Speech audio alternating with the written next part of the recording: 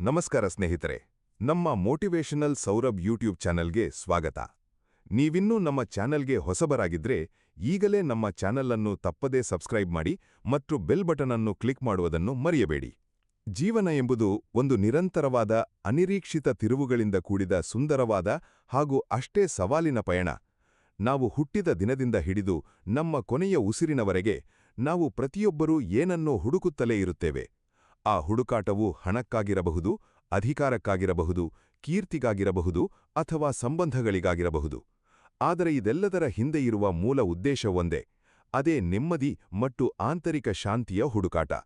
ನಾವು ಹೊರಗಿನ ಪ್ರಪಂಚದಲ್ಲಿ ಎಷ್ಟೇ ದೊಡ್ಡ ಸಾಮ್ರಾಜ್ಯವನ್ನು ಕಟ್ಟಿದರೂ ನಮ್ಮ ಆಂತರಿಕ ಜಗತ್ತು ಒಂದು ಕುರುಕ್ಷೇತ್ರದಂತೆ ಸದಾ ರಣರಂಗವಾಗಿದ್ದರೆ ಆ ಹೊರಗಿನ ಗೆಲುವಿಗೆ ಯಾವ ಬೆಲೆಯೂ ಇರುವುದಿಲ್ಲ. ಭಗವದ್ಗೀತೆಯ 6ನೇ ಅಧ್ಯಾಯವಾದ ಧ್ಯಾನಯೋಗ ನಮಗೆ ಈ ಒಳಮುಖದ ಪ್ರಯಾಣವನ್ನು, ನಮ್ಮೊಳಗಿನ ಅಂಧಕಾರವನ್ನು ಸೀಳಿ ಬೆಳಕಿನೆಡೆಗೆ ಸಾಗುವ ದಿವ್ಯ ಮಾರ್ಗವನ್ನು ಅತ್ಯಂತ ಸ್ಪಷ್ಟವಾಗಿ ಕಲಿಸುತ್ತದೆ. ಕುರುಕ್ಷೇತ್ರ ಎಂಬುದು ಕೇವಲ ಇತಿಹಾಸದ ಪುಟಗಳಲ್ಲಿ ಅಡಗಿರುವ ಒಂದು ನಿರ್ಜೀವ ಮೈದಾನವಲ್ಲ. ಅದು ಪ್ರತಿಯೊಬ್ಬ ಮನುಷ್ಯನ ಎದೆಯೊಳಗೂ ಪ್ರತಿ ದಿನವೂ ನಡೆಯುವ ಒಳಿತು ಮತ್ತು ಕೆಡುಕುಗಳ, ಧರ್ಮ ಮತ್ತು ಅಧರ್ಮಗಳ, ಆಸೆ ಮತ್ತು ನಿರಾಸೆಗಳ ನಡುವಿನ ಮಹಾಸಂಗ್ರಾಮ. ಇಲ್ಲಿ ನಾವು ಎದುರಿಸಬೇಕಾದ ಶತ್ರುಗಳು ಹೊರಗಿನವರಲ್ಲ, ಬದಲಾಗಿ ನಮ್ಮದೇ ಅಹಂಕಾರ, ನಮ್ಮದೇ ಕೋಪ, ನಮ್ಮದೇ ವ್ಯಾಮೋಹ ಮತ್ತು ನಮ್ಮದೇ ಭಯ. ಶ್ರೀಕೃಷ್ಣ ಪರಮಾತ್ಮನು ಅರ್ಜುನನಿಗೆ ಉಪದೇಶಿಸುವ ಪ್ರತಿಯೊಂದು ನುಡಿಯೂ ಇಂದಿನ ನಮ್ಮ ಆಧುನಿಕ, ಒತ್ತಡಭರಿತ ಬದುಕಿನ ಗೊಂದಲಗಳಿಗೆ ಸಂಜೀವಿನಿಯಾಗಿದೆ. ನಾವು ದಿನಬೆಳಗಾದರೆ ಜಗತ್ತನ್ನು ಗೆಲ್ಲುವ ಕನಸು ಕಾಣುತ್ತೇವೆ, ಇತರರ ತಪ್ಪುಗಳನ್ನು ಹುಡುಕುತ್ತೇವೆ. ಆದರೆ ನಮ್ಮದೇ ಮನಸ್ಸನ್ನು ನಾವು ಎಂದಾದರೂ ಒಮ್ಮೆಯಾದರೂ ಅರ್ಥಮಾಡಿಕೊಳ್ಳಲು ಪ್ರಯತ್ನಿಸಿದ್ದೇವಾ? ಧ್ಯಾನಯೋಗವು ನಮಗೆ ನಮ್ಮನ್ನು ನಾವು ಅರಿಯುವ, ನಮ್ಮ ಮನಸ್ಸನ್ನು ಒಂದು ಶಕ್ತಿಯುತವಾದ ಅಸ್ತ್ರವನ್ನಾಗಿ ಹಾಗೂ ನಮ್ಮ ಅತ್ಯುತ್ತಮ ಗುರುವನ್ನಾಗಿ ಪರಿವರ್ತಿಸಿಕೊಳ್ಳುವ ತಂತ್ರವನ್ನು ಹೇಳಿಕೊಡುತ್ತದೆ. ಧ್ಯಾನವೆಂದರೆ ಕೇವಲ ಕಣ್ಣು ಮುಚ್ಚಿಕೊಂಡು ಕಾಡಿನಲ್ಲಿ ಕೂರುವ ಪ್ರಕ್ರಿಯೆಯಲ್ಲ, ಅಥವಾ ಜವಾಬ್ದಾರಿಗಳಿಂದ ಓಡಿಹೋಗುವ ಪಲಾಯನವಾದವಲ್ಲ. ಇದು ಜಾಗೃತಾವಸ್ಥೆಯ ಪರಮೋಚ್ಚ ಸ್ಥಿತಿ. ಪ್ರತಿಯೊಂದು ಕ್ಷಣವನ್ನು ಎಚ್ಚರದಿಂದ, ಅರಿವಿನಿಂದ ಮತ್ತು ಸಂಪೂರ್ಣ ಪ್ರಜ್ಞೆಯಿಂದ ಜೀವಿಸುವ ಕಲೆ. ನಮ್ಮ ಯೋಚನೆಗಳು, ನಮ್ಮ ಭಾವನೆಗಳು, ನಮ್ಮ ಅಗಾಧವಾದ ಆಸೆಗಳು ಎಲ್ಲವೂ ಒಂದು ನಿರ್ದಿಷ್ಟ ಬಿಂದುವಿನಲ್ಲಿ ಕೇಂದ್ರೀಕೃತವಾದಾಗ ಮಾತ್ರ ಮನುಷ್ಯನಿಗೆ ತನ್ನ ನಿಜವಾದ, ಅದ್ಭುತವಾದ ಆಂತರಿಕ ಶಕ್ತಿಯ ಅರಿವಾಗುತ್ತದೆ. ಈ ಅಧ್ಯಾಯವು ನಮಗೆ ಬದುಕುವ ಕಲೆಯನ್ನು, ಕಷ್ಟಗಳ ಕಾರ್ಮೋಡ ಕವಿದಾಗಲೂ ನಗುವ ಕಲೆಯನ್ನು, ಭಾರೀ ಸೋಲಿನ ನಡುವೆಯೂ ಭರವಸೆಯ ಕಿರಣವನ್ನು ಕಳೆದುಕೊಳ್ಳದ ಸ್ಥಿತಪ್ರಜ್ಞತೆಯನ್ನು ದಯಪಾಲಿಸುತ್ತದೆ. ಮನುಷ್ಯನ ಮನಸ್ಸು ಒಂದು ಕಡೆ ನಿಲ್ಲುವುದಿಲ್ಲ. ಅದು ಸದಾ ಭೂತಕಾಲದ ಕಹಿ ನೆನಪುಗಳಲ್ಲಿ ಅಥವಾ ಭವಿಷ್ಯದ ಅನಿಶ್ಚಿತತೆಯ ಆತಂಕಗಳಲ್ಲಿ ನಿರಂತರವಾಗಿ ಅಲೆದಾಡುತ್ತಿರುತ್ತದೆ. ಈ ಅಲೆದಾಡುವ, ಚಂಚಲವಾದ ಮನಸ್ಸನ್ನು ವರ್ತಮಾನದ ಸತ್ಯದಲ್ಲಿ, ಈ ಕ್ಷಣದ ವಾಸ್ತವದಲ್ಲಿ ಭದ್ರವಾಗಿ ನೆಲೆಗೊಳಿಸುವ ಪ್ರಕ್ರಿಯೆಯೇ ನಿಜವಾದ ಧ್ಯಾನ.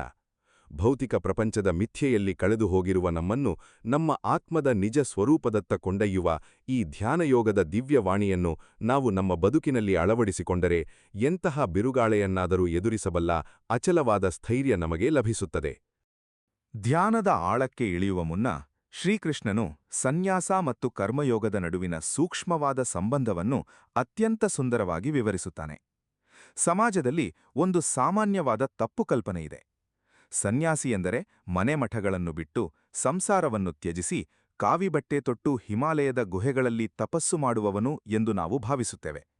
ಆದರೆ ಭಗವಂತನು ಹೇಳುವ ಸತ್ಯವೇ ಬೇರೆ. ನಿಜವಾದ ಸನ್ಯಾಸಿ ಎಂದರೆ ಕೇವಲ ಬಾಹ್ಯ ಕರ್ಮಗಳನ್ನು ತ್ಯಜಿಸಿದವನಲ್ಲ, ಬದಲಾಗಿ ತಾನು ಮಾಡುವ ಪ್ರತಿಯೊಂದು ಕರ್ಮದ ಫಲಾಪೇಕ್ಷೆಯನ್ನು ಸಂಪೂರ್ಣವಾಗಿ ತ್ಯಜಿಸಿದವನು. ಯಾರು ತನ್ನ ಕರ್ತವ್ಯಗಳನ್ನು ಮಾಡಲೇಬೇಕಾದ ಜವಾಬ್ದಾರಿ ಎಂದು ಭಾವಿಸಿ ಆ ಕರ್ಮದಿಂದ ಸಿಗುವ ಲಾಭ, ನಷ್ಟ, ಕೀರ್ತಿ, ಅಪಕೀರ್ತಿಗಳ ಬಗ್ಗೆ ಯಾವುದೇ ಆಸೆಯನ್ನು ಇಟ್ಟುಕೊಳ್ಳುವುದಿಲ್ಲವೋ ಅವನೇ ನಿಜವಾದ ಸನ್ಯಾಸಿ ಮತ್ತು ಅವನೇ ನಿಜವಾದ ಯೋಗಿ. ನಾವೆಲ್ಲರೂ ದಿನನಿತ್ಯ ಕೆಲಸ ಮಾಡುತ್ತೇವೆ, ಆದರೆ ಆ ಕೆಲಸದ ಹಿಂದೆ ನನಗೆ ಏನು ಸಿಗುತ್ತದೆ ಎಂಬ ಸ್ವಾರ್ಥ ಅಡಗಿರುತ್ತದೆ. ಈ ಸ್ವಾರ್ಥವೇ ನಮ್ಮೆಲ್ಲ ದುಃಖಗಳಿಗೆ ಮೂಲ ಕಾರಣ. ಕರ್ಮಗಳನ್ನು ಮಾಡದೇ ಇರುವುದು ಯೋಗವಲ್ಲ, ಕರ್ಮಗಳನ್ನು ಯೋಗದ ಸ್ಥಿತಿಯಲ್ಲಿ ಮಾಡುವುದೇ ನಿಜವಾದ ಸಾಧನೆ. ಉದಾಹರಣೆಗೆ, ಒಬ್ಬ ತಾಯಿ ತನ್ನ ಮಗುವನ್ನು ಪೋಷಿಸುವಾಗ ಆಕೆಗೆ ತನ್ನ ಮಗುವಿನಿಂದ ಯಾವುದೇ ಪ್ರತಿಫಲಾಪೇಕ್ಷೆ ಇರುವುದಿಲ್ಲ. ಅದು ಕೇವಲ ಶುದ್ಧವಾದ, ನಿಷ್ಕಲ್ಮಶವಾದ ಪ್ರೀತಿ ಮತ್ತು ಕರ್ತವ್ಯ ಪ್ರಜ್ಞೆ. ಅದೇ ರೀತಿಯಲ್ಲಿ ಮನುಷ್ಯನು ಸಮಾಜದ, ಜಗತ್ತಿನ ಮತ್ತು ತನ್ನ ವೈಯಕ್ತಿಕ ಕರ್ತವ್ಯಗಳನ್ನು ನಿಭಾಯಿಸಬೇಕು. ಯೋಗಾರೂಢನಾಗನು ಬಯಸುವ ಸಾಧಕನಿಗೆ ನಿಷ್ಕಾಮ ಕರ್ಮವೇ ಮೊದಲ ಮೆಟ್ಟಿಲು. ತನ್ನ ಸ್ವಾರ್ಥದ ಆಸೆಗಳನ್ನು ನಾನು ಮತ್ತು ನನ್ನದು ಎಂಬ ಅಹಂಕಾರವನ್ನು ಅಗ್ನಿಗೆ ಆಹುತಿ ನೀಡಿದಾಗ ಮಾತ್ರ ಮನಸ್ಸು ಪ್ರಶಾಂತವಾಗುತ್ತದೆ. ಅಂತಹ ಪ್ರಶಾಂತ ಮನಸ್ಸಿನಲ್ಲಿ ಮಾತ್ರ ಧ್ಯಾನವು ಒಲಿಯುತ್ತದೆ. ಸಂಕಲ್ಪಗಳನ್ನು ಅಂದರೆ ಇಚ್ಛೆಗಳನ್ನು ತ್ಯಜಿಸದೆ ಯಾರೂ ಯೋಗಿಯಾಗಲು ಸಾಧ್ಯವಿಲ್ಲ. ನಮ್ಮ ಮನಸ್ಸಿನಲ್ಲಿ ಅದೆಷ್ಟು ಆಸೆಗಳ ಸರಮಾಲೆಯನ್ನು ನಾವು ಕಟ್ಟಿಕೊಂಡಿರುತ್ತೇವೆ ಎಂದರೆ, ಒಂದು ಆಸೆ ಈಡೇರಿದ ತಕ್ಷಣ ಮತ್ತೊಂದು ಆಸೆ ಹುಟ್ಟಿಕೊಳ್ಳುತ್ತದೆ. ಆಸೆಗಳ ಬೆನ್ನೇರಿ ಹೋಗುವ ಮನುಷ್ಯನು ಮರೀಚಿಕೆಯನ್ನು ಅರಸಿ ಹೊರಟ ಜಿಂಕೆಯಂತೆ ಬಳಲಿ ಬೆಂಡಾಗುತ್ತಾನೆ ಹೊರತು ಎಂದಿಗೂ ದಾಹವನ್ನು ತೀರಿಸಿಕೊಳ್ಳಲಾರ. ಆದ್ದರಿಂದ ಹೊರಗಿನ ಪ್ರಪಂಚವನ್ನು ಬಿಟ್ಟು ಓಡುವ ಬದಲು ಒಳಗಿನ ಆಸೆಗಳನ್ನು ವ್ಯಾಮೋಹಗಳನ್ನು ಬಿಡಲು ಕಲಿಯಬೇಕು. ಜಗತ್ತಿನ ನಡುವೆ ಇದ್ದುಕೊಂಡು ಕಮಲದ ಎಲೆಯ ಮೇಲಿನ ನೀರಿನ ಹನಿಯಂತೆ ಯಾವುದಕ್ಕೂ ಅಂಟಿಕೊಳ್ಳದೆ ನಿರ್ಲಿಪ್ತವಾಗಿ ಬದುಕುವುದೇ ಅತ್ಯುನ್ನತವಾದ ಯೋಗ. ಈ ನಿರ್ಲಿಪ್ತತೆಯು ಮನುಷ್ಯನಿಗೆ ಅಪಾರವಾದ ಸ್ವಾತಂತ್ರ್ಯವನ್ನು ನೀಡುತ್ತದೆ. ಆ ಸ್ವಾತಂತ್ರ್ಯವೇ ಅವನಿಗೆ ಆಧ್ಯಾತ್ಮಿಕ ಉನ್ನತಿಯ ಬಾಗಿಲನ್ನು ತೆರೆಯುತ್ತದೆ. ಭಗವದ್ಗೀತೆಯ ಅತ್ಯಂತ ಪ್ರಭಾವಶಾಲಿ ಮತ್ತು ಕ್ರಾಂತಿಕಾರಿ ಸಂದೇಶಗಳಲ್ಲಿ ಒಂದು ಎಂದರೆ ಉದ್ಧರೇದಾತ್ಮನಾತ್ಮಾನಂ, ಅಂದರೆ ನಿನ್ನನ್ನು ನೀನೇ ಉದ್ಧಾರ ಮಾಡಿಕೋ. ನಿನ್ನ ಶ್ರೇಯಸ್ಸಿಗೆ ನೀನೇ ಕಾರಣ, ನಿನ್ನ ಅವನತಿಗೆ ನೀನೇ ಕಾರಣ. ಈ ಜಗತ್ತಿನಲ್ಲಿ ಬೇರಾರೂ ನಮ್ಮನ್ನು ಬಂದು ರಕ್ಷಿಸಲು ಅಥವಾ ನಮ್ಮ ಆಂತರಿಕ ದುಃಖದಿಂದ ಪಾರು ಮಾಡಲು ಸಾಧ್ಯವಿಲ್ಲ. ಪ್ರತಿಯೊಬ್ಬ ವ್ಯಕ್ತಿಯೂ ತನ್ನ ಸ್ವಂತ ಪ್ರಯತ್ನದಿಂದ, ತನ್ನದೇ ಆದ ಅರಿವಿನಿಂದ ತನ್ನನ್ನು ತಾನು ಮೇಲೆತ್ತಿಕೊಳ್ಳಬೇಕು. ತನ್ನನ್ನು ತಾನು ಎಂದಿಗೂ ಕೀಳಾಗಿ ಕಾಣಬಾರದು. ತನ್ನನ್ನು ತಾನು ಕೆಳಮಟ್ಟಕ್ಕೆ ಇಳಿಸಿಕೊಳ್ಳಬಾರದು. ಏಕೆಂದರೆ ಮನುಷ್ಯನಿಗೆ ಅವನ ಮನಸ್ಸೇ ಅತಿದೊಡ್ಡ ಬಂಧು ಮತ್ತು ಅವನ ಮನಸ್ಸೇ ಅತಿ ಭಯಂಕರವಾದ ಶತ್ರು. ಯಾರು ತನ್ನ ಮನಸ್ಸನ್ನು ತನ್ನ ನಿಯಂತ್ರಣದಲ್ಲಿಟ್ಟುಕೊಂಡಿದ್ದಾನೋ, ಯಾರು ತನ್ನ ಇಂದ್ರಿಯಗಳನ್ನು ಜಯಿಸಿದ್ದಾನೋ, ಅವನಿಗೆ ಅವನ ಮನಸ್ಸು ಅತ್ಯುತ್ತಮ ಮಾರ್ಗದರ್ಶಕನಾಗಿ, ಕಾವಲುಗಾರನಾಗಿ, ಪರಮ ಮಿತ್ರನಾಗಿ ಜೊತೆಯಿರುತ್ತದೆ. ಆದರೆ ಯಾರು ತನ್ನ ಮನಸ್ಸಿನ ಗುಲಾಮನಾಗಿದ್ದಾನೋ, ಯಾರು ತನ್ನ ಆಸೆಗಳಿಗೆ, ಕಾಮ ಕ್ರೋಧಗಳಿಗೆ ಶರಣಾಗಿದ್ದಾನೋ, ಅವನಿಗೆ ಆತನ ಮನಸ್ಸೇ ಅತ್ಯಂತ ಕ್ರೂರ ಶತ್ರುವಾಗಿ ಕಾಡುತ್ತದೆ ಮತ್ತು ಅವನ ಸರ್ವನಾಶಕ್ಕೆ ಕಾರಣವಾಗುತ್ತದೆ. ನಾವು ನಮ್ಮ ಜೀವನದಲ್ಲಿ ಎದುರಿಸುವ 90% ಸಮಸ್ಯೆಗಳು ಹೊರಗಿನಿಂದ ಬಂದಿರುವುದಿಲ್ಲ. ಅವು ನಮ್ಮದೇ ಮನಸ್ಸಿನ ಸೃಷ್ಟಿಯಾಗಿರುತ್ತವೆ. ನಮ್ಮ ಭಯ, ನಮ್ಮ ಕೀಳರಿಮೆ, ನಮ್ಮ ಅನುಮಾನಗಳು ನಮ್ಮನ್ನು ನಾವು ಬೆಳೆಯದಂತೆ ತಡೆಯುವ ದೊಡ್ಡ ಗೋಡೆಗಳು. ಈ ಗೋಡೆಗಳನ್ನು ಒಡೆಯಲು ನಮಗೆ ನಾವೇ ಗುದ್ದಲಿಯನ್ನು ಹಿಡಿಯಬೇಕು. ಬೇರೆಯವರು ನಮಗೆ ದಾರಿ ತೋರಿಸಬಹುದೇ ಹೊರತು ಆ ದಾರಿಯಲ್ಲಿ ನಡೆಯಬೇಕಾದವರು ನಾವೇ. ಒಬ್ಬ ಉತ್ತಮ ಶಿಲ್ಪಿ ಹೇಗೆ ಒಂದು ಒರಟಾದ ಕಲ್ಲನ್ನು ತನ್ನ ಉಳಿಪೆಟ್ಟಿನಿಂದ ಕೆತ್ತಿ ಒಂದು ಸುಂದರವಾದ ಮೂರ್ತಿಯನ್ನಾಗಿ ಮಾಡುತ್ತಾನೋ, ಹಾಗೆಯೇ ನಾವು ನಮ್ಮ ದೋಷಗಳನ್ನು, ನಮ್ಮ ದೌರ್ಬಲ್ಯಗಳನ್ನು ಜ್ಞಾನ ಮತ್ತು ವೈರಾಗ್ಯದ ಉಳಿಯಿಂದ ಕೆತ್ತಿ ನಮ್ಮನ್ನು ನಾವೇ ದೈವಿಕ ಸ್ವರೂಪಕ್ಕೆ ಏರಿಸಿಕೊಳ್ಳಬೇಕು. ತನ್ನ ಮನಸ್ಸನ್ನು ಗೆದ್ದವನಿಗೆ ಮಾತ್ರ ಪರಮಾತ್ಮನ ಸಾಕ್ಷಾತ್ಕಾರವಾಗುತ್ತದೆ. ಮನಸ್ಸನ್ನು ಗೆಲ್ಲುವುದು ಎಂದರೆ ಯುದ್ಧ ಮಾಡುವುದಲ್ಲ, ಬದಲಾಗಿ ಮನಸ್ಸಿನ ಓಟವನ್ನು ಅರಿತು ಅದನ್ನು ಪ್ರೀತಿಯಿಂದ, ವಿವೇಕದಿಂದ ಸರಿದಾರಿಗೆ ತರುವುದು. ಒಂದು ಕಾಡುಗುದುರೆಯನ್ನು ಪಳಗಿಸಲು ಹೇಗೆ ಅಪಾರವಾದ ತಾಳ್ಮೆ ಮತ್ತು ಕೌಶಲ್ಯ ಬೇಕೋ, ಹಾಗೆಯೇ ಈ ವಿಲಕ್ಷಣವಾದ ಮನಸ್ಸನ್ನು ಪಳಗಿಸಲು ನಿರಂತರವಾದ ಅಭ್ಯಾಸ ಬೇಕು. ನಿಮ್ಮ ಮನಸ್ಸು ನಿಮ್ಮ ಮಾತನ್ನು ಕೇಳುವಂತಿದ್ದರೆ ಈ ಪ್ರಪಂಚದಲ್ಲಿ ನೀವು ಸಾಧಿಸಲಾಗದದ್ದು ಯಾವುದೂ ಇಲ್ಲ.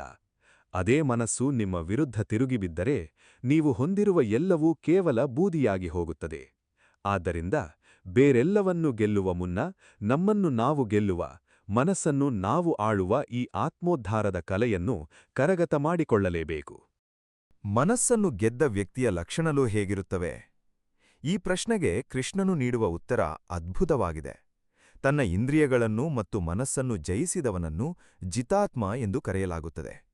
ಅಂತಹ ವ್ಯಕ್ತಿಯ ಅಂತರಂಗದಲ್ಲಿ ಪರಮಾತ್ಮನು ಸದಾ ನೆಲೆಸಿರುತ್ತಾನೆ. ಅವನಿಗೆ ಬಿಸಿಲು ಮತ್ತು ಚಳಿ, ಸುಖ ಮತ್ತು ದುಃಖ, ಮಾನ ಮತ್ತು ಅವಮಾನ ಇವೆಲ್ಲವೂ ಸಮಾನವಾಗಿ ಕಾಣುತ್ತವೆ. ನಮ್ಮ ಸಾಮಾನ್ಯ ಜೀವನದಲ್ಲಿ ಯಾರಾದರೂ ನಮ್ಮನ್ನು ಹೊಗಳಿದರೆ ನಾವು ಖುಷಿಯಿಂದ ಬೀಗುತ್ತೇವೆ. ಅದೇ ಯಾರಾದರೂ ನಮ್ಮನ್ನು ತೆಗಳಿದರೆ, ಅವಮಾನಿಸಿದರೆ ನಾವು ಕುಗ್ಗಿ ಹೋಗುತ್ತೇವೆ.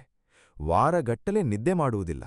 ಆದರೆ ಜ್ಞಾನ ಮತ್ತು ವಿಜ್ಞಾನದಿಂದ ತೃಪ್ತನಾದ, ವಿಕಾರರಹಿತವಾದ ಮನಸ್ಸುಳ್ಳ ಯೋಗಿಗೆ ಹೊಗಳಿಕೆ ಮತ್ತು ತೆಗಳಿಕೆಗಳೆರಡೂ ಕೇವಲ ಶಬ್ದಗಳಾಗಿ ಮಾತ್ರ ಕೇಳಿಸುತ್ತವೆ. ಅವನು ಇಂದ್ರಿಯಗಳ ಆಕರ್ಷಣೆಗೆ ಎಂದಿಗೂ ಬಲಿಯಾಗುವುದಿಲ್ಲ. ಆತನ ದೃಷ್ಟಿಯಲ್ಲಿ ಒಂದು ಮಣ್ಣಿನ ಹೆಂಟೆ, ಒಂದು ಸಾಮಾನ್ಯ ಕಲ್ಲು ಮತ್ತು ಅತ್ಯಮೂಲ್ಯವಾದ ಚಿನ್ನ, ಈ ಮೂರೂ ಒಂದೇ ಬೆಲೆಯನ್ನು ಹೊಂದಿರುತ್ತವೆ. ಏಕೆಂದರೆ ಅವನು ವಸ್ತುಗಳ ಬಾಹ್ಯ ಮೌಲ್ಯವನ್ನು ನೋಡುವುದಿಲ್ಲ. ಬದಲಾಗಿ ಎಲ್ಲದರಲ್ಲೂ ಇರುವ ಆಂತರಿಕ ತತ್ವವನ್ನು, ದೈವೀಕತೆಯನ್ನು ಕಾಣುತ್ತಾನೆ. ಇದು ಕೇವಲ ವಸ್ತುಗಳಿಗೆ ಮಾತ್ರ ಸೀಮಿತವಲ್ಲ. ಮನುಷ್ಯರೊಂದಿಗಿನ ಸಂಬಂಧದಲ್ಲೂ ಆತ ಇದೇ ಸಮಚಿತ್ತವನ್ನು ಕಾಯ್ದುಕೊಳ್ಳುತ್ತಾನೆ. ತನ್ನನ್ನು ಪ್ರೀತಿಸುವ ಆಪ್ತಮಿತ್ರ, ತನ್ನನ್ನು ದ್ವೇಷಿಸುವ ಬದ್ಧವೈರಿ, ಯಾವುದೇ ಗುಂಪಿಗೆ ಸೇರದ ತಟಸ್ಥ, ಒಳ್ಳೆಯ ಕೆಲಸ ಮಾಡುವ ಪುಣ್ಯಾತ್ಮ ಮತ್ತು ಕೆಟ್ಟ ಕೆಲಸ ಮಾಡುವ ಪಾಪಿ, ಇವರೆಲ್ಲರನ್ನೂ ಆತ ಒಂದೇ ಸಮಾನ ದೃಷ್ಟಿಯಿಂದ, ಯಾವುದೇ ಪೂರ್ವಗ್ರಹವಿಲ್ಲದೆ ನೋಡುತ್ತಾನೆ. ಇದೇ ನಿಜವಾದ ಆಧ್ಯಾತ್ಮಿಕ ಪಕ್ವತೆ. ನಮಗೆ ನಮ್ಮನ್ನು ಪ್ರೀತಿಸುವವರ ಮೇಲೆ ಮೋಹ ಇರುತ್ತದೆ, ವಿರೋಧಿಸುವವರ ಮೇಲೆ ದ್ವೇಷ ಇರುತ್ತದೆ. ಈ ರಾಗ ಮತ್ತು ದ್ವೇಷಗಳೇ ನಮ್ಮ ಮನಸ್ಸಿನ ಅಶಾಂತಿಗೆ ಮೂಲ. ಆದರೆ ಯೋಗಿಯಾದವನು ಈ ದ್ವಂದ್ವಗಳಿಂದ ಮುಕ್ತನಾಗಿರುತ್ತಾನೆ. ಆಕಾಶದಲ್ಲಿ ಮೋಡಗಳು ಬರುತ್ತವೆ ಮತ್ತು ಹೋಗುತ್ತವೆ, ಆದರೆ ಆಕಾಶವು ಎಂದಿಗೂ ಬದಲಾಗುವುದಿಲ್ಲ. ಅದು ನಿರ್ಲಿಪ್ತವಾಗಿರುತ್ತದೆ. ಅಂತೆಯೇ ಜೀವನದಲ್ಲಿ ಎದುರಾಗುವ ಸವಾಲುಗಳು, ಕಷ್ಟ ಸುಖಗಳು ಕೇವಲ ಬಂದು ಹೋಗುವ ಮೋಡಗಳಿದ್ದಂತೆ. ನನ್ನ ಮೂಲ ಸ್ವರೂಪ ಆ ಶುದ್ಧವಾದ, ಮಲಿನವಾಗದ ಆಕಾಶದಂತೆ ಎಂದು ಆತ ಅರಿತಿರುತ್ತಾನೆ. ಈ ಸ್ಥಿತಿಯನ್ನು ತಲುಪಿದ ಮನುಷ್ಯನ ಮುಖದಲ್ಲಿ ಸದಾ ಒಂದು ದಿವ್ಯವಾದ, ಪ್ರಶಾಂತವಾದ ಮಂದಹಾಸ ನೆಲೆಸಿರುತ್ತದೆ. ಅವನಿಗೆ ಕಳೆದುಕೊಳ್ಳುವ ಭಯವೂ ಇರುವುದಿಲ್ಲ, ಪಡೆಯುವ ಹಪಾಹಪಿಯೂ ಇರುವುದಿಲ್ಲ. ಅವನು ತನ್ನಲ್ಲಿ ತಾನೇ ಸಂಪೂರ್ಣನಾಗಿರುತ್ತಾನೆ. ಅಂತಹ ಸಮದರ್ಶಿತ್ವವನ್ನು, ಆಂತರಿಕ ಸಮತೋಲನವನ್ನು ಸಾಧಿಸುವುದೇ ಮನುಷ್ಯ ಜನ್ಮದ ಪರಮ ಗುರಿ. ಧ್ಯಾನದ ತಾತ್ವಿಕ ಹಿನ್ನೆಲೆಯನ್ನು ವಿವರಿಸಿದ ನಂತರ ಶ್ರೀಕೃಷ್ಣನು ಅತ್ಯಂತ ಕರುಣಾಮಯಿಯಾಗಿ ಧ್ಯಾನವನ್ನು ಹೇಗೆ ಮಾಡಬೇಕು ಎಂಬ ಪ್ರಾಯೋಗಿಕ ಹಂತಗಳನ್ನು, ಅದರ ಭೌತಿಕ ಸಿದ್ಧತೆಗಳನ್ನು ಬಿಡಿಸಿಡುತ್ತಾನೆ. ಯೋಗಿಯಾದವನು ಏಕಾಂತದಲ್ಲಿ ಯಾರಿಗೂ ತೊಂದರೆಯಾಗದಂತಹ ಪ್ರಶಾಂತವಾದ ಸ್ಥಳದಲ್ಲಿ ಕುಳಿತುಕೊಳ್ಳಬೇಕು. ತನ್ನ ಮನಸ್ಸನ್ನು ಮತ್ತು ದೇಹವನ್ನು ನಿರಂತರವಾಗಿ ಧ್ಯಾನದಲ್ಲಿ ತೊಡಗಿಸಲು ಆತ ತನ್ನ ಸರ್ವಸ್ವವನ್ನು, ತನ್ನ ಆಸೆ ಆಕಾಂಕ್ಷೆಗಳನ್ನು, ತಾನು ಸಂಗ್ರಹಿಸಿದ ಸಂಪತ್ತಿನ ಮೇಲಿನ ಮಮಕಾರವನ್ನು ಬಿಟ್ಟುಬಿಡಬೇಕು. ಧ್ಯಾನಕ್ಕೆ ಕೂರುವ ಆಸನವು ಅತಿ ಎತ್ತರವೂ ಇರಬಾರದು, ಅತಿ ತಗ್ಗೂ ಇರಬಾರದು. ಅದು ಶುದ್ಧವಾದ ಜಾಗದಲ್ಲಿರಬೇಕು. ಕುಳಿತುಕೊಳ್ಳುವ ಭಂಗಿ ಅತ್ಯಂತ ಪ್ರಮುಖವಾದದ್ದು. ದೇಹ, ಕುತ್ತಿಗೆ ಮತ್ತು ತಲೆ ಈ ಮೂರೂ ಒಂದೇ ನೇರದಲ್ಲಿ, ನೆಟ್ಟಗೆ, ಅಚಲವಾಗಿ ಇರುವಂತೆ ಕುಳಿತುಕೊಳ್ಳಬೇಕು. ಇದು ಕೇವಲ ಭೌತಿಕ ಶಿಸ್ತಲ್ಲ. ಬೆನ್ನುಹುರಿ ನೇರವಾಗಿದ್ದಾಗ ಮಾತ್ರ ನಮ್ಮ ಒಳಗಿನ ಪ್ರಾಣಶಕ್ತಿಯು ಎಡೆತಡೆಯಿಲ್ಲದೆ ಹರಿಯಲು ಸಾಧ್ಯವಾಗುತ್ತದೆ ಮತ್ತು ಮನಸ್ಸು ಸುಲಭವಾಗಿ ಏಕಾಗ್ರತೆಯನ್ನು ಸಾಧಿಸುತ್ತದೆ. ಹೀಗೆ ಕುಳಿತ ನಂತರ ಕಣ್ಣುಗಳನ್ನು ಎಲ್ಲೆಡೆ ಹರಿಯಬಿಡಬಾರದು.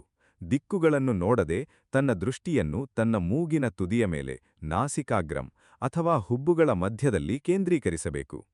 ಕಣ್ಣುಗಳು ಅತ್ತಿತ್ತ ಚಲಿಸುತ್ತಿದ್ದರೆ ಮನಸ್ಸು ಕೂಡ ಹೊರಗಿನ ಪ್ರಪಂಚದ ದೃಶ್ಯಗಳತ್ತ ಆಕರ್ಷಿತವಾಗುತ್ತದೆ. ದೃಷ್ಟಿ ಸ್ಥಿರವಾದಾಗ ಮನಸ್ಸೂ ಸ್ಥಿರವಾಗಲು ಪ್ರಾರಂಭಿಸುತ್ತದೆ. ಇದು ಕೇವಲ ಒಂದು ದೈಹಿಕ ವ್ಯಾಯಾಮವಲ್ಲ, ಇದು ನಮ್ಮ ಇಂದ್ರಿಯಗಳನ್ನು ಹೊರಮುಖದಿಂದ ಒಳಮುಖಕ್ಕೆ ತಿರುಗಿಸುವ ಒಂದು ಶ್ರೇಷ್ಠ ಪ್ರಕ್ರಿಯೆ. ನಾವು ಹೊರಗಿನ ಶಬ್ದಗಳನ್ನು, ದೃಶ್ಯಗಳನ್ನು ಕಡೆಗಣಿಸಿ ನಮ್ಮ ಉಸಿರಾಟದ ಗತಿಯ ಮೇಲೆ, ನಮ್ಮ ಒಳಗಿನ ಆಳವಾದ ಮೌನದ ಮೇಲೆ ಗಮನಹರಿಸಬೇಕು. ನಮ್ಮ ದೇಹವು ಒಂದು ದೇವಸ್ಥಾನವಿದ್ದಂತೆ, ಮತ್ತು ಧ್ಯಾನಕ್ಕೆ ಕೂರುವ ಭಂಗಿಯು ಆ ದೇವಸ್ಥಾನದ ಗರ್ಭಗುಡಿಯ ಬಾಗಿಲನ್ನು ತೆರೆಯುವ ಕೀಲಿಯಿದ್ದಂತೆ. ಈ ಭೌತಿಕ ಶಿಸ್ತು ಇಲ್ಲದೆ ಹೋದರೆ ಧ್ಯಾನವು ಕೇವಲ ಒಂದು ಹಗಲುಗನಸಾಗಿ ಅಥವಾ ನಿದ್ರೆಯಾಗಿ ಮಾರ್ಪಡುವ ಅಪಾಯವಿರುತ್ತದೆ. ಆದ್ದರಿಂದ ಭಗವಂತನು ಹೇಳಿದ ಈ ಸರಳವಾದ ಆದರೆ ಅತ್ಯಂತ ಪ್ರಬಲವಾದ ದೈಹಿಕ ಸಿದ್ಧತೆಗಳು ಧ್ಯಾನದ ಅರಮನೆಯನ್ನು ಪ್ರವೇಶಿಸಲು ನಮಗೆ ಅಡಿಪಾಯವನ್ನು ಒದಗಿಸುತ್ತವೆ. ಎಷ್ಟೇ ದೊಡ್ಡ ಕಟ್ಟಡವಾದರೂ ಅದರ ತಳಪಾಯ ಭದ್ರವಾಗಿರಬೇಕಲ್ಲವೇ? ಹಾಗೆಯೇ ಧ್ಯಾನದ ಉನ್ನತ ಸ್ಥಿತಿಯನ್ನು ತಲುಪಲು ಈ ಆಸನ, ಭಂಗಿ ಮತ್ತು ದೃಷ್ಟಿಯ ನಿಯಂತ್ರಣ ಅತ್ಯಗತ್ಯ. ಭೌತಿಕ ಸಿದ್ಧತೆಯ ನಂತರ ಬರುವುದು ಧ್ಯಾನದ ಅತಿ ಮುಖ್ಯವಾದ ಘಟ್ಟ, ಮಾನಸಿಕ ಶಿಸ್ತು. ಕೇವಲ ನೇರವಾಗಿ ಕೂತರೆ ಸಾಲದು. ಒಳಗಿನ ಮನಸ್ಸು ಹೇಗಿರಬೇಕು ಎಂಬುದನ್ನು ಕೃಷ್ಣನು ವಿವರಿಸುತ್ತಾನೆ. ಯೋಗಿಯಾದವನು ಪ್ರಶಾಂತ ಮನಸ್ಕನಾಗಿರಬೇಕು. ಅವನ ಒಳಗೆ ಯಾವುದೇ ಭಯವಿರಬಾರದು.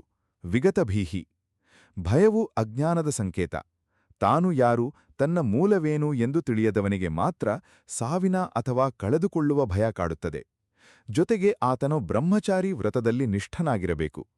ಇಲ್ಲಿ ಬ್ರಹ್ಮಚರ್ಯ ಎಂದರೆ ಕೇವಲ ದೈಹಿಕ ನಿಗ್ರಹವಲ್ಲ, ಬದಲಾಗಿ ಬ್ರಹ್ಮನಲ್ಲಿಯೇ ಚರಿಸುವುದು. ಅಂದರೆ ತನ್ನ ಸಂಪೂರ್ಣ ಶಕ್ತಿಯನ್ನೂ ಚಿಂತನೆಯನ್ನು ಪರಮಾತ್ಮನ ಕಡೆಗೆ ಮಾತ್ರ ಹರಿಯಬಿಡುವುದು. ಮನಸ್ಸನ್ನು ಎಲ್ಲ ದಿಕ್ಕುಗಳಿಂದಲೂ ಹಿಂಪಡೆದು ಅದನ್ನು ಕೇವಲ ಭಗವಂತನ ಮೇಲೆ, ಆ ಪರಮ ಸತ್ಯದ ಮೇಲೆ ಕೇಂದ್ರೀಕರಿಸಬೇಕು. ತನ್ನನ್ನೇ ಪರಮಗತಿಯನ್ನಾಗಿ ತನ್ನನ್ನೇ ಗುರಿಯನ್ನಾಗಿ ಮಾಡಿಕೊಂಡವನಿಗೆ ಮಾತ್ರ ಧ್ಯಾನವು ಕೈಗೂಡುತ್ತದೆ. ಈ ರೀತಿ ನಿರಂತರವಾಗಿ ತನ್ನ ಮನಸ್ಸನ್ನು ನಿಗ್ರಹಿಸುವ ಯೋಗಿಯು ಕೊನೆಗೆ ನನ್ನಲ್ಲಿರುವ ಅಂದರೆ ಪರಮಾತ್ಮನಲ್ಲಿರುವ ಪರಮಶಾಂತಿಯನ್ನು ಭವಬಂಧನಗಳನ್ನು ಕಳಚಿಹಾಕುವ ನಿರ್ವಾಣ ಸ್ಥಿತಿಯನ್ನು ತಲುಪುತ್ತಾನೆ. ಈ ಏಕಾಗ್ರತೆಯ ಸ್ಥಿತಿಯನ್ನು ವಿವರಿಸಲು ಭಗವಂತನು ಒಂದು ಅದ್ಭುತವಾದ ಕಾವ್ಯಾತ್ಮಕವಾದ ರೂಪಕವನ್ನು ಬಳಸುತ್ತಾನೆ. ಗಾಳಿಯೇ ಇಲ್ಲದ ಅಲುಗಾಡದ ಪ್ರಶಾಂತವಾದ ಜಾಗದಲ್ಲಿ ಇಟ್ಟಿರುವ ದೀಪದ ಜ್ವಾಲೆಯು ಹೇಗೆ ಸ್ವಲ್ಪವೂ ಕಂಪಿಸದೆ ಸ್ಥಿರವಾಗಿ ನೆಟ್ಟಗೆ ಉರಿಯುತ್ತಿರುತ್ತದೆಯೋ ಹಾಗೆಯೇ ಆತ್ಮಧ್ಯಾನದಲ್ಲಿ ತೊಡಗಿರುವ ಯೋಗಿಯ ನಿಗ್ರಹಿಸಲ್ಪಟ್ಟ ಮನಸ್ಸು ಕೂಡ ಚಂಚಲತೆಯನ್ನು ಕಳೆದುಕೊಂಡು ಸ್ಥಿರವಾಗಿರುತ್ತದೆ. ಯಥಾ ದೀಪೋ ನಿವಾತಸ್ಥೋ. ನಮ್ಮ ಮನಸ್ಸು ಸಾಮಾನ್ಯವಾಗಿ ಬಿರುಗಾಳಿಯಲ್ಲಿ ಸಿಲುಕಿದ ದೀಪದಂತೆ ಸದಾ ಅಲ್ಲಾಡುತ್ತಿರುತ್ತದೆ. ಆಸೆಗಳ ಗಾಳಿ ಬೀಸಿದಾಗೆಲ್ಲ ಆ ಜ್ವಾಲೆ ನಂದಿ ಹೋಗುವ ಭಯವಿರುತ್ತದೆ. ಆದರೆ ವೈರಾಗ್ಯ ಮತ್ತು ಏಕಾಗ್ರತೆ ಎಂಬ ಕವಚವನ್ನು ತೊಡಿಸಿದಾಗ ಹೊರಗಿನ ಪ್ರಪಂಚದ ಎಂತಹ ಬಿರುಗಾಳಿಯೂ ಆ ಒಳಗಿನ ದೀಪವನ್ನು ಅಲುಗಾಡಿಸಲು ಸಾಧ್ಯವಿಲ್ಲ. ಆ ಸ್ಥಿರವಾದ ಜ್ವಾಲೆಯ ಬೆಳಕಿನಲ್ಲಿಯೇ ಮನುಷ್ಯನಿಗೆ ತನ್ನ ಒಳಗಿನ ಪರಮಾತ್ಮನ ದರ್ಶನವಾಗುವುದು. ಆ ಬೆಳಕು ಬದುಕಿನ ಎಲ್ಲ ಕತ್ತಲೆಯನ್ನೂ ಅಜ್ಞಾನವನ್ನು ಸುಟ್ಟುಹಾಕುತ್ತದೆ. ಇದುವೇ ಧ್ಯಾನದ ಪರಾಕಾಷ್ಠೆ. ಒಮ್ಮೆ ಮನಸ್ಸು ಈ ಗಾಳಿಯಿಲ್ಲದ ದೀಪದಂತೆ ಸ್ಥಿರವಾದರೆ ಜಗತ್ತಿನ ಯಾವ ಆಮಿಷವೂ ಯಾವ ಪ್ರಲೋಭನವೂ ಆತನನ್ನು ಸೆಳೆಯಲಾರದು. ಧ್ಯಾನದ ಮೂಲಕ ಮನಸ್ಸು ಸಂಪೂರ್ಣವಾಗಿ ನಿಂತು ಹೋದಾಗ, ಅಂದರೆ ವಿಚಾರಗಳ ಹರಿವು ಸ್ತಬ್ಧವಾದಾಗ ಮನುಷ್ಯನಿಗೆ ಏನಾಗುತ್ತದೆ? ಆ ಅವಸ್ಥೆಯ ಆನಂದವನ್ನು ಭಗವಂತನು ಸುಖಮಾತ್ಯಂತಿಕಂ ಎಂದು ಕರೆಯುತ್ತಾನೆ. ಯೋಗದ ಅಭ್ಯಾಸದಿಂದ ಮನಸ್ಸು ಉಪರಮಿಸಿದಾಗ, ಅಂದರೆ ಶಾಂತವಾದಾಗ, ಮನುಷ್ಯನು ತನ್ನ ಶುದ್ಧವಾದ ಮನಸ್ಸಿನಿಂದ ತನ್ನ ನಿಜವಾದ ಆತ್ಮವನ್ನು ನೋಡುತ್ತಾನೆ ಮತ್ತು ತನ್ನಲ್ಲಿ ತಾನೇ ಸಂಪೂರ್ಣವಾದ ತೃಪ್ತಿಯನ್ನು ಹೊಂದುತ್ತಾನೆ. ಇಂದ್ರಿಯಗಳಿಗೆ ನಿಲುಕದ, ಕೇವಲ ಬುದ್ಧಿಯಿಂದ ಮಾತ್ರ ಗ್ರಹಿಸಬಹುದಾದ ಆ ಪರಮ ಅನಂತ ಆನಂದವನ್ನು ಅವನು ಅನುಭವಿಸುತ್ತಾನೆ. ಈ ಭೌತಿಕ ಜಗತ್ತಿನಲ್ಲಿ ನಾವು ಅನುಭವಿಸುವ ಸುಖಗಳು ಕ್ಷಣಿಕವಾದವು. ಇಂದು ಸಿಕ್ಕಿದ ಸುಖ ನಾಳೆ ದುಃಖವಾಗಿ ಬದಲಾಗುತ್ತದೆ, ಏಕೆಂದರೆ ಅವು ಬಾಹ್ಯ ವಸ್ತುಗಳ ಮೇಲೆ, ವ್ಯಕ್ತಿಗಳ ಮೇಲೆ ಅವಲಂಬಿತವಾಗಿವೆ. ಆದರೆ ಧ್ಯಾನದಿಂದ ಸಿಗುವ ಆನಂದವು ಸ್ವತಂತ್ರವಾದದ್ದು. ಅದಕ್ಕೆ ಹೊರಗಿನ ಯಾವ ವಸ್ತುವಿನ ಹಂಗೂ ಇರುವುದಿಲ್ಲ. ಅದು ಒಳಗಿನಿಂದಲೇ ಉಕ್ಕಿಬರುವ ಅಮೃತದ ಚಿಲುಮೆ. ಒಮ್ಮೆ ಈ ದಿವ್ಯವಾದ ಆನಂದದ ರುಚಿಯನ್ನು ಕಂಡವನು ಬೇರಾವುದೇ ಲೌಕಿಕ ಸುಖವನ್ನು ಇದಕ್ಕಿಂತ ದೊಡ್ಡದು ಎಂದು ಭಾವಿಸುವುದೇ ಇಲ್ಲ. ಈ ಸ್ಥಿತಿಯಲ್ಲಿ ನೆಲೆನಿಂತವನು ಎಂತಹದ್ದೇ ಕಠಿಣ ಪರಿಸ್ಥಿತಿ ಬಂದರೂ, ಎಷ್ಟೇ ದೊಡ್ಡ ದುಃಖ ಅಥವಾ ವಿಪತ್ತು ಎರಗಿದರೂ ಅದರಿಂದ ಸ್ವಲ್ಪವೂ ವಿಚಲಿತನಾಗುವುದಿಲ್ಲ. ಗುರುಣಾಪಿ ದುಃಖೇನ ನ ವಿಚಾಲ್ಯತೆ. ಅವನಿಗೆ ಸಾವು ನೋವುಗಳೆಲ್ಲವೂ ಕೇವಲ ಪ್ರಕೃತಿಯ ನಿಯಮಗಳಾಗಿ ಕಾಣುತ್ತವೆಯೇ ವಿನಃ ಅವನ ಆಂತರಿಕ ನೆಮ್ಮದಿಯನ್ನು ಕಸಿದುಕೊಳ್ಳುವ ಅಸ್ತ್ರಗಳಾಗುವುದಿಲ್ಲ. ದುಃಖದ ಸಂಪರ್ಕವನ್ನೇ ಶಾಶ್ವತವಾಗಿ ಕಡಿದುಹಾಕುವ ಈ ಅವಸ್ಥೆಗೆ ಯೋಗ ಎಂದು ಹೆಸರು. ಇದನ್ನು ಮನುಷ್ಯನು ಯಾವುದೇ ಜಿಗುಪ್ಸೆ ಇಲ್ಲದೆ ಅಚಲವಾದ ವಿಶ್ವಾಸದಿಂದ ಮತ್ತು ಉತ್ಸಾಹದಿಂದ ಅಭ್ಯಾಸ ಮಾಡಬೇಕು. ನಿರಾಸೆಗೊಂಡು ಅರ್ಧದಲ್ಲೇ ಬಿಡುವವನಿಗೆ ಈ ಮೈಲಿಗಲ್ಲನ್ನು ತಲುಪಲು ಸಾಧ್ಯವಿಲ್ಲ. ಅತಿಯಾಗಿ ತಿನ್ನುವವನಿಗೆ ಅಥವಾ ತೀರ ಉಪವಾಸ ಮಾಡುವವನಿಗೆ, ಸದಾ ನಿದ್ದೆ ಮಾಡುವವನಿಗೆ ಅಥವಾ ನಿದ್ದೆಯನ್ನೇ ಮಾಡದವನಿಗೆ ಈ ಯೋಗ ಸಿದ್ಧಿಸುವುದಿಲ್ಲ. ಊಟ, ವಿಹಾರ, ನಿದ್ದೆ ಮತ್ತು ಎಚ್ಚರ ಎಲ್ಲದರಲ್ಲೂ ಒಂದು ಸಮತೋಲನ, ಒಂದು ಮಿತವಾದ ಶಿಸ್ತು, ಯುಕ್ತಾಹಾರ ವಿಹಾರಸ್ಯ ಇದ್ದರೆ ಮಾತ್ರ ಈ ಅನಂತವಾದ ಅತೀಂದ್ರಿಯವಾದ ಆನಂದವನ್ನು ಸವಿಯಲು ಸಾಧ್ಯ. ಮನುಷ್ಯನು ತನ್ನ ಎಲ್ಲ ಇಂದ್ರಿಯಗಳ ಓಟವನ್ನು ಕಟ್ಟಿಹಾಕಿ ಪರಮಾತ್ಮನಲ್ಲಿ ಲೀನವಾದಾಗ ಆತನ ಇಡೀ ಅಸ್ತಿತ್ವವೇ ಒಂದು ದಿವ್ಯವಾದ ಆನಂದದ ಸಾಗರವಾಗಿ ಮಾರ್ಪಡುತ್ತದೆ. ಕೃಷ್ಣನ ಈ ಉನ್ನತವಾದ ತತ್ವಗಳನ್ನು ಕೇಳುತ್ತಾ ಮಂತ್ರಮುಗ್ಧನಾದ ಅರ್ಜುನನಿಗೆ ಒಂದು ಅತ್ಯಂತ ಸಹಜವಾದ, ನಮ್ಮೆಲ್ಲರ ಮನಸ್ಸಿನಲ್ಲಿಯೂ ಮೂಡುವಂತಹ ಪ್ರಬಲವಾದ ಅನುಮಾನ ಬರುತ್ತದೆ. ಅವನತ್ಯಂತ ಪ್ರಾಮಾಣಿಕವಾಗಿ ಕೃಷ್ಣನನ್ನು ಕೇಳುತ್ತಾನೆ, ಮಧುಸೂದನ, ನೀನು ಹೇಳುತ್ತಿರುವ ಈ ಸಮದೃಷ್ಟಿಯ ಯೋಗ ಬಹಳ ಅದ್ಭುತವಾಗಿದೆ, ನಿಜ. ಆದರೆ ನನ್ನ ಮನಸ್ಸು ಎಷ್ಟೊಂದು ಚಂಚಲವಾಗಿದೆ ಎಂದರೆ ಇದನ್ನು ಸ್ಥಿರವಾಗಿ ನಿಲ್ಲಿಸುವುದು ನನಗೆ ಅಸಾಧ್ಯವೆನಿಸುತ್ತಿದೆ. ಈ ಮನಸ್ಸು ಅತ್ಯಂತ ಬಲವಾದದ್ದು, ಹಠಮಾರಿ ಮತ್ತು ಇಂದ್ರಿಯಗಳನ್ನು ಬಲವಂತವಾಗಿ ಎಳೆದುಕೊಂಡು ಹೋಗುವಷ್ಟು ಮೊಂಡುತನದ್ದು. ಭೋರ್ಗರೆದು ಬೀಸುವ ಬಿರುಗಾಳಿಯನ್ನು ಕೈಯಿಂದ ಹಿಡಿದು ನಿಲ್ಲಿಸುವುದು ಎಷ್ಟು ಕಷ್ಟವೋ, ಈ ಮನಸ್ಸನ್ನು ನಿಯಂತ್ರಿಸುವುದು ಅದಕ್ಕಿಂತಲೂ ಕಷ್ಟವಲ್ಲವೇ? ಚಂಚಲಂ ಹಿ ಮನಃ ಕೃಷ್ಣ ಪ್ರಮಾಧಿ ಬಲವದೃಢಂ. ಅರ್ಜುನನ ಈ ಪ್ರಶ್ನೆ ಕೇವಲ ಅವನಿಗಷ್ಟೇ ಅಲ್ಲ, ಯುಗಯುಗಾಂತರಗಳಿಂದ ಆಧ್ಯಾತ್ಮಿಕ ಪಥದಲ್ಲಿ ನಡೆಯಲು ಪ್ರಯತ್ನಿಸುವ ಪ್ರತಿಯೊಬ್ಬ ಸಾಧಕನ, ಪ್ರತಿಯೊಬ್ಬ ಸಾಮಾನ್ಯ ಮನುಷ್ಯನ ಅಳಲಾಗಿದೆ. ನಾವೆಷ್ಟೋ ಬಾರಿ ನಾಳೆಯಿಂದ ಕೋಪ ಮಾಡಿಕೊಳ್ಳಬಾರದು, ಕೆಟ್ಟ ಅಭ್ಯಾಸಗಳನ್ನು ಬಿಡಬೇಕು ಎಂದು ನಿರ್ಧರಿಸುತ್ತೇವೆ. ಆದರೆ ಮರುದಿನವೇ ಮನಸ್ಸು ಮತ್ತೆ ಹಳೆಯ ಹಾದಿಯಲ್ಲೇ ನಮ್ಮನ್ನು ಎಳೆದುಕೊಂಡು ಹೋಗುತ್ತದೆ. ಅರ್ಜುನನ ಈ ಅಸಹಾಯಕತೆಗೆ ಕೃಷ್ಣನು ಕೋಪಗೊಳ್ಳುವುದಿಲ್ಲ, ಬದಲಾಗಿ ಅತ್ಯಂತ ಮೃದುವಾಗಿ ಕರುಣೆಯಿಂದ ಉತ್ತರಿಸುತ್ತಾನೆ. ಮಹಾಬಾಹೋ ಅರ್ಜುನ, ನೀನು ಹೇಳುತ್ತಿರುವುದು 100ಕ್ಕೆ 100 ಸತ್ಯ. ಈ ಮನಸ್ಸು ಅತ್ಯಂತ ಚಂಚಲವಾದದ್ದು ಮತ್ತು ಇದನ್ನು ನಿಗ್ರಹಿಸುವುದು ಬಹಳ ಕಷ್ಟ. ಆದರೆ ಅದು ಅಸಾಧ್ಯವೇನಲ್ಲ. 2 ಪ್ರಬಲವಾದ ಅಸ್ತ್ರಗಳಿಂದ ಈ ಮೊಂಡು ಮನಸ್ಸನ್ನು ಪಳಗಿಸಬಹುದು. ಅವುಗಳೇ ಅಭ್ಯಾಸ ಮತ್ತು ವೈರಾಗ್ಯ. ಅಭ್ಯಾಸವೆಂದರೆ ನಿರಂತರವಾದ ಪ್ರಯತ್ನ. ಒಂದು ಮಗು ನಡೆಯಲು ಕಲಿಯುವಾಗ 100 ಬಾರಿ ಬೀಳುತ್ತದೆ. ಆದರೆ ಮತ್ತೆ ಮತ್ತೆ ಎದ್ದು ನಿಲ್ಲುವ ಅಭ್ಯಾಸದಿಂದಲೇ ಅದು ಓಡಲು ಕಲಿಯುವುದು. ಹಾಗೆಯೇ ಮನಸ್ಸು ಧ್ಯಾನದಿಂದ ಆಚೆ ಹೋದಾಗೆಲ್ಲ, ಅಲೆದಾಡಲು ಶುರು ಮಾಡಿದಾಗೆಲ್ಲ, ಅದನ್ನು ಪ್ರೀತಿಯಿಂದ ಹಿಡಿದು ತಂದು ಮತ್ತೆ ಲಕ್ಷ್ಯದ ಮೇಲೆ ನಿಲ್ಲಿಸುವ ನಿರಂತರ ಅಭ್ಯಾಸ ಮಾಡಬೇಕು. 2ನೆಯದು ವೈರಾಗ್ಯ, ಅಂದರೆ ಪ್ರಾಪಂಚಿಕ ವಸ್ತುಗಳ ಮೇಲಿನ ವ್ಯಾಮೋಹವನ್ನು ಕಡಿಮೆ ಮಾಡಿಕೊಳ್ಳುವುದು. ಮನಸ್ಸು ಎತ್ತ ಕಡೆ ಓಡುತ್ತದೆಯೋ ಆ ವಸ್ತುಗಳ ನಶ್ವರತೆಯನ್ನು, ಅದರಿಂದ ಭವಿಷ್ಯದಲ್ಲಿ ಬರುವ ದುಃಖವನ್ನು ವಿವೇಚನೆಯಿಂದ ಅರಿತುಕೊಂಡರೆ ಮನಸ್ಸು ತಾನಾಗೆಯೇ ಅತ್ತ ಹೋಗುವುದನ್ನು ನಿಲ್ಲಿಸುತ್ತದೆ. ಅಭ್ಯಾಸವಿಲ್ಲದವನಿಗೆ ಯೋಗವು ಎಂದಿಗೂ ಸಿದ್ಧಿಸುವುದಿಲ್ಲ. ಆದರೆ ದೃಢವಾದ ಸಂಕಲ್ಪ ಮತ್ತು ನಿರಂತರ ಪ್ರಯತ್ನವಿರುವವನಿಗೆ ಇದು ಖಂಡಿತವಾಗಿಯೂ ಸಾಧ್ಯ. ಕೃಷ್ಣನ ಉತ್ತರದ ನಂತರ ಅರ್ಜುನನಿಗೆ ಮತ್ತೊಂದು ಆಳವಾದ ಗೊಂದಲ ಮೂಡುತ್ತದೆ. ಇದು ಕೂಡ ನಮ್ಮಂತಹ ಸಾಮಾನ್ಯರ ಭಯವೇ ಆಗಿದೆ. ಕೃಷ್ಣ, ಒಬ್ಬ ವ್ಯಕ್ತಿಯು ಅಪಾರವಾದ ಶ್ರದ್ಧೆಯಿಂದ ಈ ಯೋಗ ಮಾರ್ಗದಲ್ಲಿ ನಡೆಯಲು ಪ್ರಾರಂಭಿಸುತ್ತಾನೆ. ಆದರೆ ಅವನ ಪ್ರಯತ್ನ ಸಾಲದೆ, ಅಥವಾ ಅವನ ಮನಸ್ಸು ಮಾಯೆಗೆ ಸಿಲುಕಿ ಚಂಚಲಗೊಂಡು ಅವನು ಯೋಗಭ್ರಷ್ಟನಾದರೆ, ಅಂದರೆ ಧ್ಯಾನದ ಗುರಿಯನ್ನು ತಲುಪುವ ಮುನ್ನವೇ ಸಾವನ್ನಪ್ಪಿದರೆ ಅಥವಾ ದಾರಿ ತಪ್ಪಿದರೆ ಅವನ ಗತಿಯೇನು? ಅವನು ಇತ್ತ ಲೌಕಿಕ ಸುಖವನ್ನೂ ಅನುಭವಿಸಲಿಲ್ಲ, ಅತ್ತ ಪರಮಾರ್ಥವನ್ನೂ ಸಾಧಿಸಲಿಲ್ಲ. ಹರಿದು ಹೋದ ಮೋಡವು ಗಾಳಿಗೆ ಸಿಲುಕಿ ಚದರಿ ನಾಶವಾಗುವಂತೆ ಆ ಭಗ್ನ ಸಾಧಕನು ಆಶ್ರಯವಿಲ್ಲದೆ ಸಂಪೂರ್ಣವಾಗಿ ನಾಶವಾಗಿ ಹೋಗುತ್ತಾನೆಯೇ?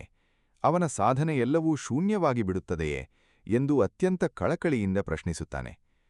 ಈ ಪ್ರಶ್ನೆಯು ಧರ್ಮದ ದಾರಿಯಲ್ಲಿ ನಡೆಯುವಾಗ ಬರುವ ಅಡೆತಡೆಗಳ ಬಗ್ಗೆ ಮತ್ತು ನಾವು ಮಾಡುವ ಅರ್ಧಂಬರ್ಧ ಒಳ್ಳೆಯ ಕೆಲಸಗಳ ಫಲಿತಾಂಶದ ಬಗ್ಗೆ ಇರುವ ದೊಡ್ಡ ಆತಂಕವನ್ನು ಪ್ರತಿಬಿಂಬಿಸುತ್ತದೆ.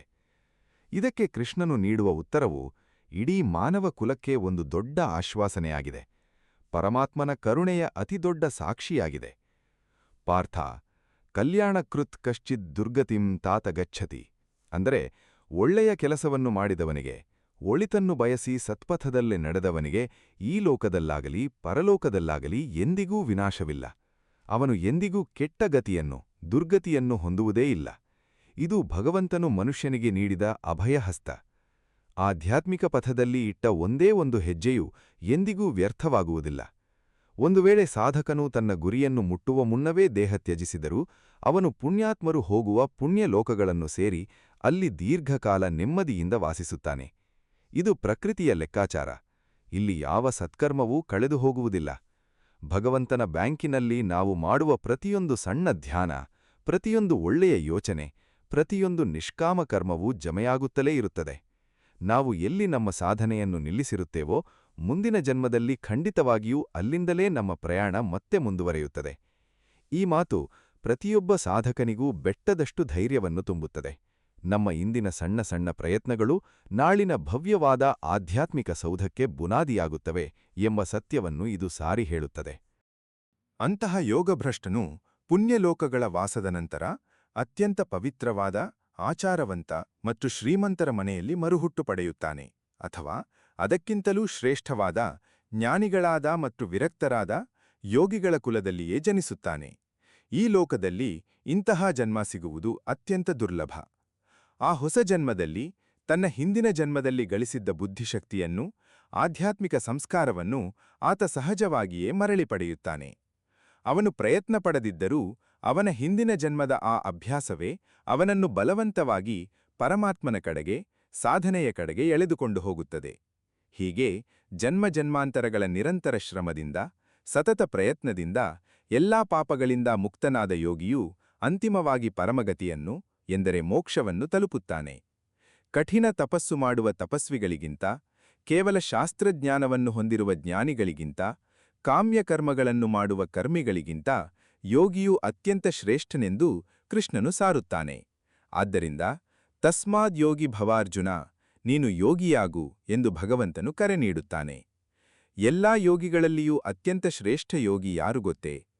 ಯಾರು ತನ್ನ ಸಂಪೂರ್ಣ ಅಂತರಂಗವನ್ನು, ತನ್ನ ಪ್ರತಿಯೊಂದು ಉಸಿರನ್ನೂ ನನ್ನಲ್ಲಿಯೇ, ಪರಮಾತ್ಮನಲ್ಲಿಯೇ ಲೀನಗೊಳಿಸಿ ಅಪಾರವಾದ ಶ್ರದ್ಧೆಯಿಂದ, ಭಕ್ತಿಯಿಂದ ನನ್ನನ್ನೇ ನಿರಂತರವಾಗಿ ಭಜಿಸುತ್ತಾನೋ ಅವನೇ ಎಲ್ಲರಿಗಿಂತಲೂ ಮಿಗಿಲಾದ ಅತಿ ಶ್ರೇಷ್ಠನಾದ ಯೋಗಿ ಎಂಬುದು ನನ್ನ ಖಚಿತವಾದ ಅಭಿಪ್ರಾಯ ಎಂದು ಹೇಳುವ ಮೂಲಕ ಕೃಷ್ಣನು ಈ ಧ್ಯಾನಯೋಗದ ಅಧ್ಯಾಯವನ್ನು ಸಂಪೂರ್ಣಗೊಳಿಸುತ್ತಾನೆ.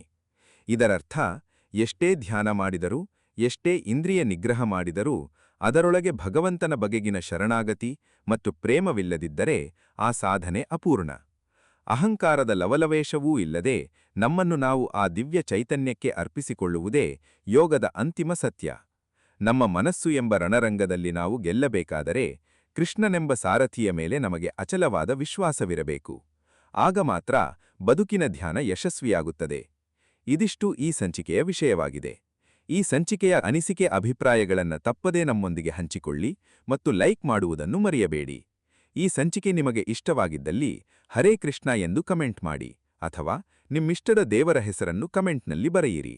ಆ ಭಗವಂತನು ನಿಮ್ಮೆಲ್ಲರನ್ನೂ ಆಶೀರ್ವಾದಿಸಲಿ. ವಂದನೆಗಳು.